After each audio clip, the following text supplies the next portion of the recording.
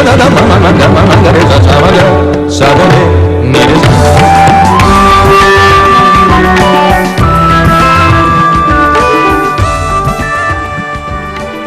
संवादच्या आजच्या आपल्या कार्यक्रमामध्ये आपल्याला पाहुणे म्हणून लाभलेले आहेत अजय काळे.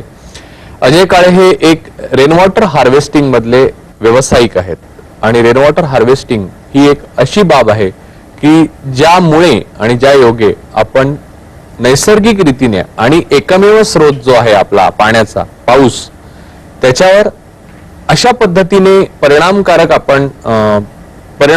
प्रयोग करू शकतो की ज्यातून आपल्याला त्या पाण्याची बचत आणि भविष्य काळासाठी वापर करता येईल. अजय यांच्याशी आपण याच विषयावर आज बोलणार आहोत. नमस्कार. नमस्कार. हार्वेस्टिंग आणि रेन वॉटर हार्वेस्टिंग मराठीमध्ये काय त्याला म्हणतात? रेन वॉटर म्हणजे सगळ्यांना माहिती आहे मराठीमध्ये रेन वॉटर हार्वेस्टिंग म्हणतात, पण साधारण जलसंवर्धन हाच प्रकार त्याला म्हटलं जातं की पाण्याचं संवर्धन आपण. पण पावसाची शेती तर ही संकल्पना म्हणून काय आहे?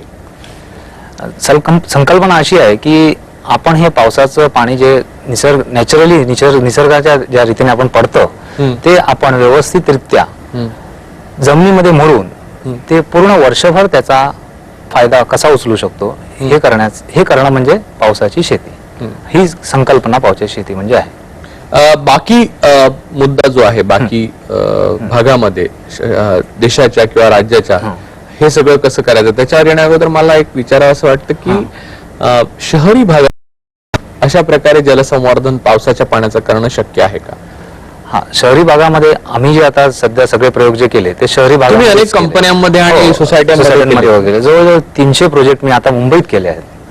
लोकांची अशी मी बरेच वेळा पेपरामध्ये वगैरे वाचतो की लोक काही वेळा लिहितात की हार्वेस्टिंग आमच्या एरियामध्ये शक्य नाही, आम्ही केलं पण आम्हाला ते जमलं नाही किंवा हे तुम्ही करू नका, असे पण मी पेपरामध्ये लेख वाचलेत. पण ती सगळी कल्पना चुकीची आहे.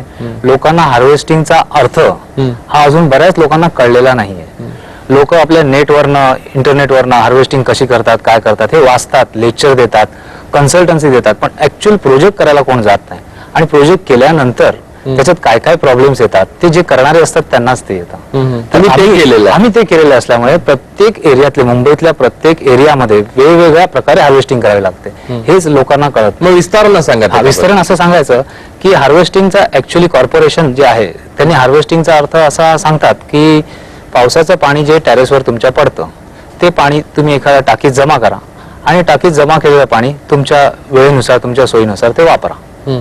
हार्वेस्टिंग अर्थ एवढाच संपलं, एवढाच अर्थ. लोक ह्याच गोष्टीवरती लोक ह्याच अर्थाने होतात आणि ह्याच अर्थाने मोठे मोठे सेमिनार होतात की पावसाचं पाणी टाकीत जमा करायचं आणि टाकीत जमा केलेलं पाणी वापरायचं, उरलेलं पाणी तुम्ही जमिनीमध्ये रिचार्ज करायचं, ओव्हरफ्लो राहिलं रिचार्ज करायचं. पण ऍक्च्युअली तसा अर्थ होत नाही. हार्वेस्टिंग म्हणजे काय? हार्वेस्ट काय करतो आपण? भाजीपाला हार्वेस्ट करत नाही. जर एखादं फळ आपण ह्याच्यावरनं कापलं, झाडावरनं कापलं ते 2-3 दिवसाच्या आत आपल्याला त्याला संपवावं लागतं. पण आपण हार्वेस्ट काय करतो? भात, डाळी, तांदूळ, गहू हे हार्वेस्ट करतो. हार्वेस्ट करायचा अर्थ असा असतो की तुम्ही ते जमिनीत लावा, ते उगवा आणि ते अशा प्रकारे स्टोअर करून ठेवा की ते तुम्हाला वर्षभर पाणी मिळेल. हार्वेस्टिंगचा अर्थ असा आहे. बरोबर. लोकांना हा अर्थच कळत नाही. लोक जे टाक्याचं पाणी पावसाचं पाणी टाकीत जमा करतात आणि वापरतात आणि त्याला हार्वेस्ट. ती पण मेथड आहेच. आता तुम्हाला कुठलीच मेथड जर शक्य नसेल तर किमान ती तरी करा असा अर्थ असतो. तर लोक किमान आहे तीच करतायत. जे हार्वेस्टिंग करायचं असतं ते मेथडने. खऱ्या अर्थाने हार्वेस्टिंग म्हणजे तुम्ही टेरेसवरचं पाणी जमिनीमध्ये मुरवा. जमिनीमध्ये मुरवण्याचे 2 प्रकार असतात. एक तर तुम्ही बोरवेल, ज्या ठिकाणी बोरवेल करता येते त्या ठिकाणी बोरवेल करून तिला रिचार्ज करा. ज्या ठिकाणी रिंगवेल करता येते त्या ठिकाणी रिंगवेल करून तिला रिचार्ज करा. आणि अशा प्रकारे ते पाणी असं मुरवा की ते पावसाचे 4 महिने ते जमिनीत मुरत राहील आणि उरलेले 6 महिने 8 महिने आपल्याला त्याच्यातनं ते काढता येते. अशा प्रकारे आम्ही हार्वेस्टिंग करतो. आता मला एक शहर म्हणून मुंबई घेऊ आपण, स्पेसिमन प्रयोग म्हणून. मुंबईच्या विविध भागामध्ये तुम्ही हे केलेलं आहे. तर मुंबईमध्ये खूप घनदाट गर्दीचे भाग आहे जिथे काही अधिक करणं अशक्य आहे. एखादी गाडी लावणं पण अशक्य आहे असे भाग खूप आहेत. आणि त्याच वेळेला अतिउच्च उत्पन्न असलेल्या लोकांच्या सोसायट्या पण आहेत. तर मला वेगवेगळ्या टप्प्यावर वेगवेगळ्या ठिकाणी म्हणजे जेवढे तऱ्हा आहेत तेवढ्या तऱ्हा समजावून सांगा की तिकडे कसं केलं. ज्यांना पाण्याची गरज असते ना ते लोक बरोबर आपल्याला जसं पाहिजे त्या पद्धतीने ज्या जागातून आम्हाला सांगतात की आम्हाला पाण्याची गरजच आहे, इथे आम्हाला बीएमसीचं पाणी येतच नाहीये किंवा आम्हाला पाणी पुरतच नाहीये, त्या ठिकाणी अगदी तुम्ही म्हणाला की ते खर्च आमचा खर्चिक असतं. जर तुम्ही व्यवस्थितरित्या जर हार्वेस्टिंग करायचं असेल तर ते थोडंसं खर्चिक असतं. खर्चिक असतं ते जे हायर मिडल क्लासचे लोक असतात ते अफोर्ड करू शकतात. लोअर मिडल क्लासवाले कदाचित म्हणतात की हार्वेस्टिंग आम्हाला हे तुमचा जो खर्च परवडत नाही. पण ज्या ठिकाणी पाण्याची गरज आहे त्या ठिकाणी मी अशा पण सोसायटीमध्ये काम केलं आहे की अगदी त्यांचं उत्पन्न एकदम कमी आहे, पण तिथे पण त्यांनी हा आमचा हार्वेस्टिंगचा प्रकल्प घातला आणि तिकडनं आजच्या तारखेला ते पाणी मिळवत होतं. त्यामुळे असं काहीच हे नाही की तुम्हाला की कारण हा जो खर्च असतो एकदाच करायचा असतो आयुष्यामध्ये, तुम्हाला एकदाच करायचं, त्याच्यानंतर त्याच्यावरती रिकरिंग कॉस्ट काही नाही आणि ते कधी करता येतो? कधीही करता येतो. एक्झॅक्ट. फक्त पावसाळ्यात सोडून करता येतो. हार्वेस्टिंग हे पावसाळ्यात सोडून करता येतं. इतर दिवशी आपल्याला पावसाळ्यात गेल्यानंतर कारण खड्डा करणं जमिनीमध्ये वगैरे काही करणं ते पावसाळ्यामध्ये करता येत नाही. पावसाळ्यात सोडून आपल्याला बाकीच्या दिवसामध्ये हा प्रकल्प करता येतो. तर लोकांनी असे जे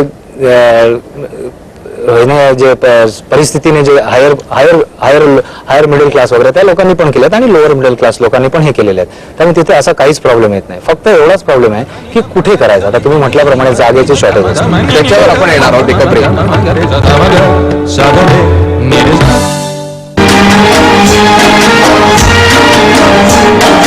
पप्पू कान डान्स साला एअरटेल हल्ला बोल ओल्ड इज गोल्ड मध्ये तुमचं मनपूर्वक स्वागत.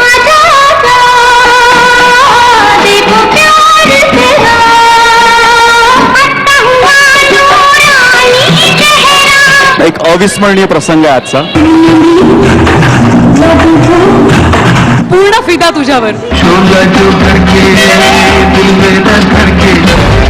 एअरटेल हल्ला बोल सोमवारी आणि मंगळवारी रात्री 9:30 वाजता तुमच्या ETV मराठीवर. एअरटेल हल्ला बोल. एअरटेल आपल्या मोबाईल वरून प्रीपेड रिचार्ज करा. सहप्रायोजक